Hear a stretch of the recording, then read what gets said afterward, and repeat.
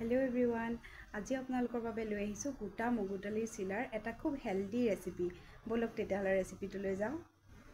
এই ৰেচিপিটো এটা খুব হেলদি ৰেচিপি হয় আৰু মগুত যেহেতু প্ৰটিনৰ পৰিমাণ ভৰপুৰ মাত্ৰাত থাকে সেইবাবে এইটো আমাৰ স্বাস্থ্যৰ বাবে অতিকৈ উত্তম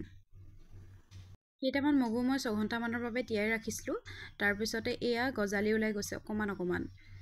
আৰু এইখিনি মই মিক্সাৰ জাৰটো দি দিছো লগতে মই ইয়াতে দিছো কেইফুটামান নহৰু অকমান আদা দিছো কেইটামান গোটা জিৰা দিছো আৰু লগতে জলকীয়া দিছো আৰু সোৱাদমতে নিমখ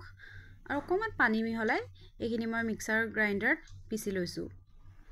তাৰ পিছতে এচামুচ হালধি মিহলাই এইখিনি আকৌ এবাৰ চামুচ এখনেৰে ধুনিয়াকৈ মিলাই লৈছো আৰু এইখিনি একদম ইনষ্টেন্ট বনাব পৰা যায় এখন ধোসা বনোৱা পেনত মই পানী অকমান দি মুখাৰি ললো তাৰ পিছত এইদৰে দি